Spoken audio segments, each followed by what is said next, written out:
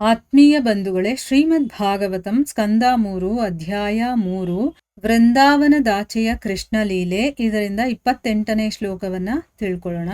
ಶ್ಲೋಕ 28. ಅನ್ನಂ ಚೋರು ರಸಂ ತೇಭ್ಯೋ ದತ್ವಾ ಭಗವದರ್ಪಣಂ ಗೋವಿ ಪ್ರಾರ್ಥಾ ಸವಶೂರಾಹ ಪ್ರಣೇಮುರ್ಭುವಿ ಮೂರ್ಧಭಿಹಿ.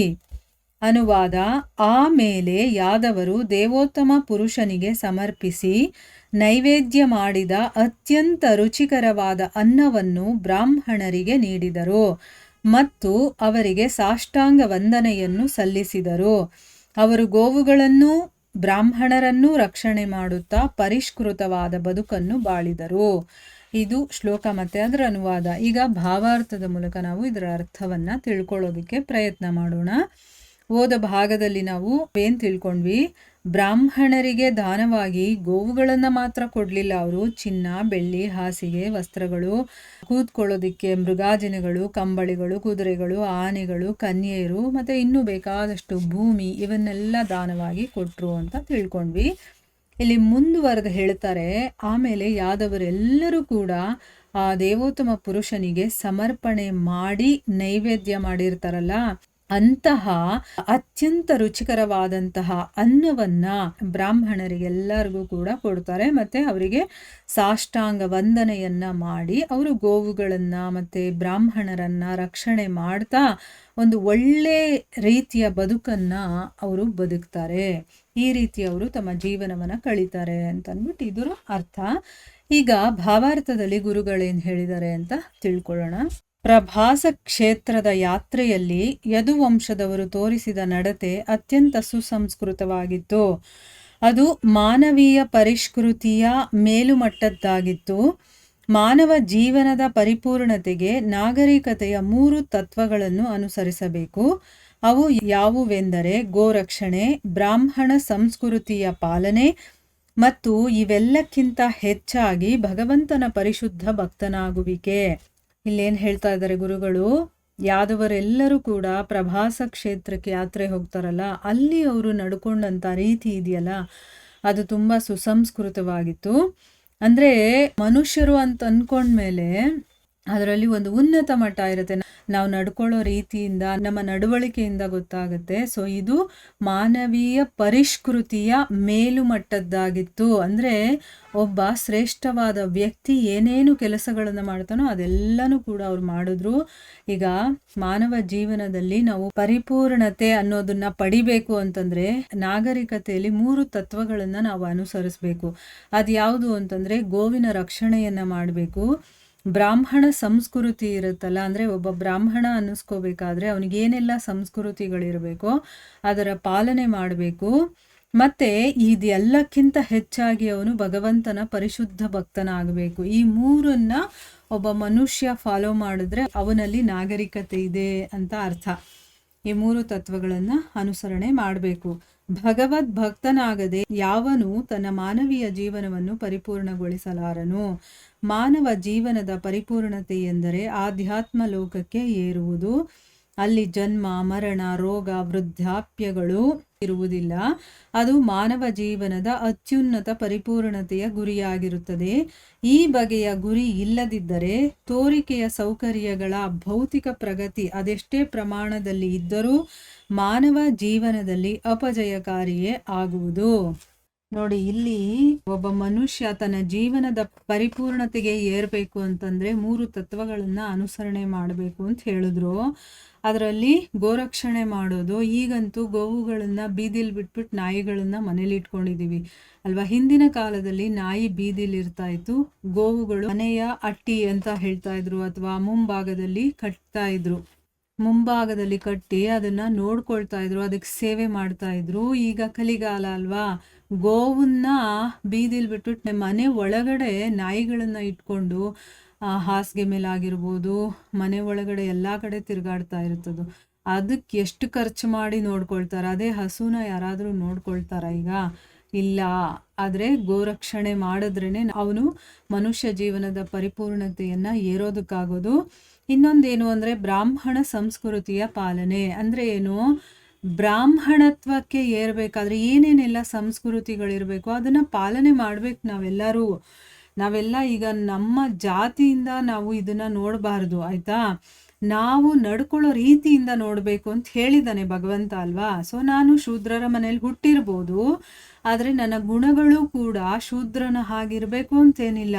ಅಲ್ಲಿಂದ ಜ್ಞಾನವನ್ನು ಪಡ್ಕೊಂಡು ನಾನು ಸ್ಟೆಪ್ ಬೈ ಸ್ಟೆಪ್ ಮುಂದಕ್ಕೆ ಹೋಗಬೇಕು. ಅಂದರೆ ಈಗ ನಾನು ಏನು ಮಾಡ್ತಾ ಇರ್ತೀನೋ ಅದನ್ನು ಹೇಗೆ ನಾನು ಸರಿ ಮಾಡಿಕೊಂಡ್ರೆ ಬ್ರಾಹ್ಮಣತ್ವವನ್ನು ನಾನು ಪಡ್ಕೋಬೋದು ಅಂತ ಯೋಚನೆ ಮಾಡಿ ಅದಕ್ಕೆ ಸರಿಯಾದ ರೀತಿಯಲ್ಲಿ ಕೆಲಸಗಳನ್ನು ಅಥವಾ ಸಾಧನೆಗಳನ್ನು ಮಾಡಬೇಕು, ಅದನ್ನು ಹೇಳ್ತಾ ಇದ್ದಾರೆ. ಇದೆಲ್ಲದಕ್ಕಿಂತ ತುಂಬ ಇಂಪಾರ್ಟೆಂಟು ಅಂತಂದರೆ ಭಗವಂತನ ಭಕ್ತನಾಗೋದು. ಈಗ ಭಗವಂತನ ಭಕ್ತನ ಆಗದೇ ಇದ್ದರೆ ಯಾರೂ ಕೂಡ ತಮ್ಮ ಜೀವನವನ್ನು ಪರಿಪೂರ್ಣ ಮಾಡ್ಕೊಳ್ಳೋದಕ್ಕಾಗೋದೇ ಇಲ್ಲ. ಈಗ ಭಗವಂತನ ಹತ್ರಕ್ಕೆ ಹೋಗೋದೇ ನಮ್ಮ ಗುರಿ. ನಾವು ಬಂದಿರೋದೇ ಅದನ್ನು ಸರಿ ಮಾಡಿಕೊಂಡು ಭಗವಂತನ ಹತ್ರಕ್ಕೆ ಹೋಗೋದಕ್ಕೆ. ಅದನ್ನೇ ಮಾಡಲಿಲ್ಲ ಅಂತಂದರೆ ಅಲ್ವಾ. ಇಲ್ಲಿ ಇನ್ನೊಂದು ವಿಷಯ ಏನಂದರೆ, ಏನು ಈ ಮನುಷ್ಯ ಜೀವನದ ಪರಿಪೂರ್ಣತೆ ಅಂತ ಹೇಳ್ತಾ ಇದ್ದಾರಲ್ಲ, ಹಂಗಂದ್ರೆ ಅರ್ಥ ಏನು ಅಂದರೆ ಆಧ್ಯಾತ್ಮ ಲೋಕಕ್ಕೆ ಹೋಗೋದಿದೆಯಲ್ಲ ಅದೇ ಪರಿಪೂರ್ಣತೆ ಅಂತ. ಅಂದರೆ ಆಧ್ಯಾತ್ಮ ಪ್ರಪಂಚದಲ್ಲಿ ಜನ್ಮ, ಮೃತ್ಯು, ಜರ, ವ್ಯಾಧಿ ಈ 4 ಇರೋದಿಲ್ಲ. ಈಗ ಈ ಒಂದು ಪ್ರಪಂಚದಲ್ಲಿ ನೋಡಿ, ಹುಟ್ಟು ಸಾವು ಅನ್ನೋದು ಆಗ್ತಾನೇ ಇರುತ್ತೆ. ನಮಗೆ ಬೇಕು ಅಂದರೂ ಆಗುತ್ತೆ, ಬೇಡ ಅಂದರೂ ಆಗುತ್ತೆ. ನಮಗೆ ವೃದ್ಧಾಪ್ಯ ಅನ್ನೋದು ಯಾರಿಗೂ ಇಷ್ಟ ಇರೋದಿಲ್ಲ, ಆದರೂ ಕೂಡ ಬರುತ್ತೆ. ರೋಗ ಅನ್ನೋದು ಯಾರಿಗೂ ಇಷ್ಟ ಇಲ್ಲ, ಆದರೂ ಕೂಡ ಬರುತ್ತೆ ಅಲ್ವಾ. ನಮ್ಮ ಕೈಯಲ್ಲಿ ಯಾವುದೂ ಇರೋದಿಲ್ಲ. ಆದರೆ ಆ ಲೋಕದಲ್ಲಿ ಇದ್ಯಾವುದೂ ಇರೋದಿಲ್ಲ. ಆ ಮನುಷ್ಯ ಜೀವನದ ಅತ್ಯುನ್ನತ ಪರಿಪೂರ್ಣತೆಯ ಗುರಿ ಏನು ಅಂತಂದರೆ ನಾವು ಆಧ್ಯಾತ್ಮಿಕ ಲೋಕಕ್ಕೆ ಹೋಗೋದು. ಈ ರೀತಿ ಗುರಿ ಇಲ್ಲ ಅಂತಂದರೆ, ಈಗ ನಾವು ಇಲ್ಲಿ ಏನೇನೋ ಸೌಕರ್ಯಗಳನ್ನು ಇಟ್ಕೊಂಡಿದ್ದೀವೋ, ನನ್ನ ಹತ್ರ ಬಂಗ್ಲೆ ಇದೆ, ಕಾರ್ ಇದೆ, ನಾನು ಇಷ್ಟು ಬ್ಯಾಂಕ್ ಬ್ಯಾಲೆನ್ಸನ್ನು ಮಾಡ್ಕೊಂಡಿದ್ದೀನಿ ಅಂದರೆ ನಾನು ಐಹಿಕವಾಗಿ ಇಲ್ಲಿ ಎಷ್ಟೇ ಪ್ರಗತಿಯನ್ನು ಪಡೆದಿರ್ಬೋದು, ಎಷ್ಟೇ ಭೌತಿಕ ಪ್ರಗತಿ ಅದೆಷ್ಟೇ ಪ್ರಮಾಣದಲ್ಲಿ ಇದ್ದರೂ ಕೂಡ ಮನುಷ್ಯ ಜೀವನ ಅಪಜಯಕಾರಿ ಅಂತ ಅನ್ನಿಸ್ಕೊಳ್ಳುತ್ತೆ. ಅಂದರೆ ಏನು, ಐಹಿಕ ಪ್ರಪಂಚನೇ ಶಾಶ್ವತ ಅಲ್ಲ ಅಂತಂದಮೇಲೆ ಇಲ್ಲಿ ನಾವು ಎಷ್ಟೇ ಗಳಿಸಿದ್ರೂ ಕೂಡ ಜೀವ ಹೋದಾಗ ಎಲ್ಲವನ್ನ ಬಿಟ್ಟು ಹೋಗಬೇಕು. ಅದೇ ನಾವು ಆಧ್ಯಾತ್ಮಿಕದಲ್ಲಿ ಮಾಡಿರುವಂಥ ಸಾಧನೆಗಳೇನಿದೆಯೋ ಅದು ಮಾತ್ರ ನಮ್ಮ ಜೊತೆ ಇರುತ್ತೆ. ಅದಕ್ಕೋಸ್ಕರನೇ ಇವತ್ತಲ್ಲ ನಾಳೆ ಹೋಗೋದ್ರ ಬಗ್ಗೆ ನಾವು ಚಿಂತೆ ಮಾಡಬಾರ್ದು. ಶಾಶ್ವತವಾಗಿ ನಮ್ಮ ಜೊತೆ ಏನಿರುತ್ತೋ ಅದ್ರ ಬಗ್ಗೆ ನಾವು ಚಿಂತೆ ಮಾಡಬೇಕು. ಸೊ ಇಲ್ಲಿ ಅದಕ್ಕೆ ಹೇಳ್ತಾ ಇದ್ದಾರೆ, ಭೌತಿಕದಲ್ಲಿ ನೀನು ಎಷ್ಟೇ ಗಳಿಸಿದ್ರೂ ಕೂಡ ಅದು ಅಪಜಯ ಅಂತಾನೆ ಅನ್ಕೋಬೇಕು. ನಾವು ಜಯವನ್ನು ನೀನು ಪಡೀಲಿಲ್ಲ ಅಂತಾನೆ ಅನ್ಕೋಬೇಕು. ಅದೇ ನಾವು ಐಹಿಕದಲ್ಲಿ ತುಂಬ ಕಡಿಮೆ ಹಣ ಆಗಿರ್ಬೋದು, ನನ್ನ ಹತ್ರ ಮನೆ ಆಗಿರ್ಬೋದು ಅಥವಾ ಐಶ್ವರ್ಯ ಆಗಿರ್ಬೋದು, ಏನು ಸರಿಯಾಗಿಲ್ಲ ಅಂದರೂ ಪರವಾಗಿಲ್ಲ, ಆಧ್ಯಾತ್ಮಿಕ ಸಾಧನೆಯಲ್ಲಿ ಅವನು ಹೆಚ್ಚಾಗಿ ಗಳಿಸಿದ್ರೆ ಅವನು ನಿಜವಾಗ್ಲೂ ಜಯ ಪಡೆದಿರುವಂಥವನು ಅಂತ ನಾವು ಅರ್ಥ ಮಾಡ್ಕೋಬೇಕು, ಆಯಿತಾ. ಯಾಕೆ ಅಂತಂದರೆ ನಾನು ಅಂದ್ರೇ ಆತ್ಮ ಅಂತಂದಮೇಲೆ ಈ ಶರೀರಕ್ಕೆ ಸಂಬಂಧಪಟ್ಟ ವಿಚಾರದ ಬಗ್ಗೆ ನಾನು ಯಾಕೆ ಯೋಚನೆ ಮಾಡಬೇಕು? ನಾನು ಆತ್ಮದ ಬಗ್ಗೆ ಯೋಚನೆ ಮಾಡಬೇಕು. ಅದರ ಉದ್ಧಾರಕ್ಕೆ ಏನು ಬೇಕೋ ಅದನ್ನು ಮಾಡಬೇಕು. ಅದನ್ನು ಮಾಡಿದಾಗ ಮಾತ್ರ ಅದು ನಂದು ಅಂತ ಅನ್ನಿಸ್ಕೊಳ್ಳುತ್ತೆ. ಈ ಶರೀರನೇ ನಾನಲ್ಲ ಅಂತಂದಮೇಲೆ ಇದಕ್ಕೆ ಸಂಬಂಧಪಟ್ಟಿದ್ದು ಯಾವುದು ನಂದಲ್ಲ, ಆಯಿತಾ. ಅದನ್ನು ಇಲ್ಲಿ ಹೇಳ್ತಾ ಇದ್ದಾರೆ. ಬ್ರಾಹ್ಮಣರು ಮತ್ತು ವೈಷ್ಣವರು ಮೊದಲು ದೇವೋತ್ತಮ ಪುರುಷನಿಗೆ ನೈವೇದ್ಯವಾಗದ ಯಾವ ಅನ್ನವನ್ನೂ ಸ್ವೀಕರಿಸರು. ಭಗವಂತನಿಗೆ ಅರ್ಪಿತವಾದ ಅನ್ನವನ್ನು ಮಾತ್ರ ದೇವರ ಪ್ರಸಾದವೆಂದು ಭಕ್ತರು ಸ್ವೀಕರಿಸುವರು. ಹೇಗಿದ್ದರೂ ಮನುಷ್ಯರಿಗೂ ಇತರ ಜೀವಿಗಳಿಗೂ ಭಗವಂತನು ಎಲ್ಲ ಬಗೆಯ ಆಹಾರ ಸಾಮಗ್ರಿಗಳನ್ನು ಒದಗಿಸುತ್ತಾನೆ. ಒಬ್ಬ ಮಾನವ ಜೀವಿ ಜ್ಞಾಪಕದಲ್ಲಿ ಇಟ್ಟುಕೊಂಡಿರಬೇಕಾದ ಸತ್ಯವಿದು. ಅಂದರೆ ಅರ್ಥ ಏನು, ಇಲ್ಲಿ ಬ್ರಾಹ್ಮಣರಾಗಿರಬಹುದು ಮತ್ತು ವೈಷ್ಣವರಾಗಿರಬಹುದು. ಅಂದರೆ ಯಾರು ವಿಷ್ಣುವನ್ನು ಪೂಜಿಸ್ತಾರೋ ಅವರು ವೈಷ್ಣವರು. ಬ್ರಾಹ್ಮಣರು ಅಂದರೆ ಯಾರು ಬ್ರಹ್ಮ ಅಂದರೆ ಭಗವಂತನನ್ನು ತಿಳ್ಕೊಂಡಿರ್ತಾರೋ ಅವರು ಏನು ಮಾಡ್ತಾರೆ, ಭಗವಂತನಿಗೆ ನೈವೇದ್ಯವನ್ನು ಅರ್ಪಣೆ ಮಾಡಿ ಆಮೇಲೆ ತಿಂತಾರೆ. ಅವರು ಭಗವಂತನಿಗೆ ಅರ್ಪಣೆ ಮಾಡದೆ ಅವ್ರು ಏನೂ ತಿನ್ನೋದಿಲ್ಲ. ಭಗವಂತನಿಗೆ ಅರ್ಪಿತವಾದಂಥ ಅನ್ನವನ್ನು ಮಾತ್ರ ಅದು ದೇವರ ಪ್ರಸಾದ ಅಂತಂದ್ಬಿಟ್ಟು ಭಕ್ತರು ಸ್ವೀಕಾರ ಮಾಡ್ತಾರೆ. ಅಂದರೆ ಭಗವಂತ ಇಲ್ಲಿ ಜೀವಿಗಳಾಗಿರ್ಬೋದು, ಮನುಷ್ಯರೇ ಆಗಿರ್ಬೋದು, ಎಲ್ಲ ರೀತಿಯ ಸಾಮಗ್ರಿಗಳು ಅವರಿಗೆ ಸಿಗಬೇಕು. ಆ ರೀತಿ ಎಲ್ಲ ನಮಗೆ ಅಣಿ ಮಾಡಿ ಕೊಟ್ಟಿದ್ದಾನೆ ಅಥವಾ ಏರ್ಪಾಡು ಮಾಡಿದ್ದಾನೆ. ಇಲ್ಲಿ ಯಾರಿಗೂ ಏನೂ ಇಲ್ಲ ಅನ್ನೋ ರೀತಿ ಇಲ್ಲ. ಎಲ್ಲ ರೀತಿಯ ಆಹಾರ ಸಾಮಗ್ರಿಗಳನ್ನು ಒದಗಿಸಿದ್ದಾನೆ ಭಗವಂತ. ಆದರೆ ಮನುಷ್ಯ ಇದನ್ನು ಜ್ಞಾಪಕದಲ್ಲಿ ಇಟ್ಕೊಂಡಿರಬೇಕು. ಏನು, ಅವ್ರವ್ರಿಗೆ ಏನೇನು ಸಿಗಬೇಕೋ ಅದು ಸಿಕ್ಕೇ ಸಿಗುತ್ತೆ ಅನ್ನೋದನ್ನು ಮನುಷ್ಯ ನೆನಪಲ್ಲಿ ಇಟ್ಕೊಂಡಿರಬೇಕು. ಜೀವನಾವಶ್ಯಕತೆಗಳಾದಂತಹ ಬೇಳೆಕಾಳುಗಳು, ತರಕಾರಿಗಳು, ಹಾಲು, ನೀರು ಮುಂತಾದ ಎಲ್ಲ ಆಹಾರ ವಸ್ತುಗಳನ್ನು ಮಾನವರಿಗೆ ಭಗವಂತನೇ ಒದಗಿಸುತ್ತಾನೆ. ಅಂತಹ ಆಹಾರ ಸಾಮಗ್ರಿಗಳನ್ನು ಯಾವ ಭೌತಿಕ ವಿಜ್ಞಾನಿಯಿಂದಲೂ ಮಾನವ ಪ್ರಯತ್ನದಿಂದ ಸ್ಥಾಪನೆಯಾದ ಯಾವ ಕಾರ್ಖಾನೆಯಲ್ಲಿಯಾದರೂ ತಯಾರಿಸಲು ಸಾಧ್ಯವಾಗದು. ಅಂದರೆ ಭಗವಂತ ಏನು ಮಾಡಿದ್ದಾನೆ, ಮನುಷ್ಯರಿಗೆ ಏನು ಬೇಕೋ, ಜೀವಿಗಳಿಗೆ ಏನು ಬೇಕೋ, ಮೃಗ ಪಕ್ಷಿಗಳು ಏನೇ ಆಗಿರಬಹುದು, ಎಲ್ಲರಿಗೂ ಕೂಡ ಅವ್ರವ್ರಿಗೆ ಏನೇನು ಬೇಕೋ ಅಂಥ ಆಹಾರಗಳನ್ನು ಒದಗಿಸಿ ಇಟ್ಟಿದ್ದಾನೆ. ಈಗ ನೋಡಿ, ಜೀವನಾವಶ್ಯಕತೆಗೆ ಏನೇನು ಬೇಕು ನಮಗೆ, ಬೇಳೆಕಾಳುಗಳು, ತರಕಾರಿಗಳು, ಹಾಲು, ನೀರು ಎಲ್ಲವನ್ನೂ ಕೂಡ ಭಗವಂತನೇ ಒದಗಿಸಿ ಕೊಡ್ತಾನೆ ನಮಗೆ. ಬೇಳೆಕಾಳು ಇದೆಯಲ್ವಾ, ಅದನ್ನು ನಾವು ಮಿಷಿನಿಂದ ಏನಾದರೂ ಉತ್ಪತ್ತಿ ಮಾಡೋಕ್ಕಾಗತ್ತಾ? ಇಲ್ಲ. ತರಕಾರಿಗಳನ್ನು ಮಿಷಿನಿಂದ ನಾವು ಹುಟ್ಟಿಸೋದಕ್ಕಾಗತ್ತಾ? ಹಾಲನ್ನು ಮಿಷಿನಿಂದ ತಯಾರು ಮಾಡೋಕ್ಕಾಗತ್ತಾ? ನೀರನ್ನು ಮಾಡೋಕ್ಕಾಗತ್ತಾ? ಇಲ್ಲ. ಇದೆಲ್ಲ ಭಗವಂತ ನಮಗೆ ಕೊಟ್ಟಿರುವಂಥದ್ದು. ಅಂತಹ ಸಾಮಗ್ರಿಗಳು ಯಾವುದೇ ಆಗಿದ್ರೂ ಕೂಡ ಭೌತಿಕ ವಿಜ್ಞಾನಿಯಿಂದ ಅದನ್ನು ತಯಾರಿ ಮಾಡೋದಕ್ಕಾಗೋದಿಲ್ಲ. ಕಾರ್ಖಾನೆಯಲ್ಲಂತೂ ಅದನ್ನು ತಯಾರಿಸೋದಕ್ಕೆ ಸಾಧ್ಯನೇ ಇಲ್ಲ. ಅಷ್ಟಿದ್ರೂ ಕೂಡ ಮನುಷ್ಯನಿಗೆ ಎಷ್ಟು ಅಹಂಕಾರ ಇದೆ ಅಂತಂದರೆ, ನಾನೇ ಮಾಡೋದು, ಭಗವಂತನನ್ನೂ ಕೂಡ ಕಡೆಗಣಿಸ್ತಾರೆ. ಅಂಥ ಒಂದು ಮೆಂಟಾಲಿಟಿ ಇವಾಗಿನ ಜನಗಳಿಗಿದೆ.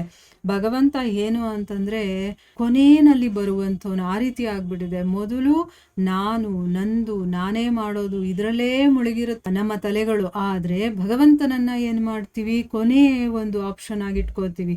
ಮೊದಲು ಎದ್ದು ಭಗವಂತನನ್ನು ಸ್ಮರಣೆ ಮಾಡಬೇಕು. ಇವಾಗ ಬೆಳಗ್ಗೆ ಎದ್ದಿದ ತಕ್ಷಣ ಮೊಬೈಲ್ ಇರಬೇಕು ನಮಗೆ. ಮೊಬೈಲ್ ಇಲ್ಲ ಅಂತಂದರೆ ನಮಗೆ ಬೆಳಗ್ಗೆನೇ ಆಗೋದಿಲ್ಲ. ಆ ರೀತಿ ಒಂದು ಮೈಂಡ್ ಆಗೋಗಿದೆ ನಮ್ಮದು, ಆಯಿತಾ. ಅದರಿಂದ ಎಲ್ಲ ಹೊರಗಡೆ ಬರಬೇಕು ಅಂತಲೇ ಇಂಥ ಸತ್ಸಂಗಗಳಲ್ಲಿ ನಾವು ಭಾಗಿಯಾಗಬೇಕು. ಆಗ ನಮಗೆ ಗೊತ್ತಾಗುತ್ತೆ ನಾವು ಏನು ಮಾಡ್ತಾ ಇದ್ದೀವಿ, ಅಥವಾ ನಾವು ಏನು ಮಾಡಬೇಕು, ಯಾವುದನ್ನು ಸರಿಪಡಿಸ್ಕೋಬೇಕು ಅನ್ನೋದು ಎಲ್ಲ ಕೂಡ ನಮಗೆ ಗೊತ್ತಾಗುತ್ತೆ. ಸೊ ಇವಾಗ ಸ್ವಲ್ಪ ಮಟ್ಟಿಗಾದರೂ ನಮಗೆ ಗೊತ್ತಾಗಿದೆ ಅಲ್ವಾ, ಇಲ್ಲಿ ಹೇಳ್ತಾ ಇರೋದು ಏನು ಅಂತಂದ್ಬಿಟ್ಟು. ಇಲ್ಲಿ ಭಗವಂತನನ್ನು ಬಿಟ್ಟರೆ ಬೇರೆ ಯಾರೂ ಸುಪ್ರೀಂ ಆಗೋದಕ್ಕೆ ಸಾಧ್ಯನೇ ಇಲ್ಲ. ಅವನು ಕೊಟ್ಟರೆ ನಮಗೆ ಸಿಗೋದು, ಕೊಡಲಿಲ್ಲ ಅಂದರೆ ಇಲ್ಲ. ಆದರೆ ಭಗವಂತ ಎಲ್ಲರಿಗೂ ಏನೇನು ಮಾಡಬೇಕೋ ಎಲ್ಲ ಅನುಕೂಲಗಳನ್ನು ಮಾಡಿಕೊಟ್ಟಿದ್ದಾನೆ. ಯಾಕೆ ಮಾಡಿಕೊಟ್ಟಿದ್ದಾನೆ ಅಂದರೆ, ಇದನ್ನೆಲ್ಲ ನೀವು ಯೂಸ್ ಮಾಡಿಕೊಂಡು ಮತ್ತೆ ನನ್ನ ಧಾಮಕ್ಕೆ ವಾಪಸ್ ಬನ್ನಿ ಅಂತಂದ್ಬಿಟ್ಟು. ಆದರೆ ನಾವು ಅದೊಂದನ್ನು ಬಿಟ್ಟು ಬೇರೆ ಎಲ್ಲ ಮಾಡ್ತೀವಿ. ಮೊದಲು ನಮಗೆ ಭಗವಂತ ಮತ್ತು ಭಗವಂತನ ವಿಷಯ, ಧರ್ಮಗ್ರಂಥಗಳು, ಇದು ಯಾವುದಕ್ಕೂ ಸಮಯ ಇಲ್ಲ, ಆಯಿತಾ. ಬರೀ ನಮಗೇನು ಅಂತಂದರೆ ಐಹಿಕ ಪ್ರಪಂಚದಲ್ಲಿ ಎಂಜಾಯ್ ಮಾಡಬೇಕು, ಮುಳುಗಿರಬೇಕು, ಅದರಲ್ಲೇ ಬಿದ್ದು ಓದಾಡ್ತಾ ಇರಬೇಕು. ಇದರಲ್ಲಿ ನಮ್ಗೆ ಆಸಕ್ತಿ ಇರೋದು. ಅದಕ್ಕೆ ಭಗವಂತ ತಾನೇ ಏನು ಮಾಡ್ತಾನೆ ಅಲ್ವಾ. ಇದರ ಮುಂದುವರೆದ ಭಾಗ ಇನ್ನೂ ಇದೆ, ಅದನ್ನು ನಾವು ಮುಂದಿನ ಭಾಗದಲ್ಲಿ ತಿಳ್ಕೊಳ್ಳೋಣ. ಹರೇ ಕೃಷ್ಣ.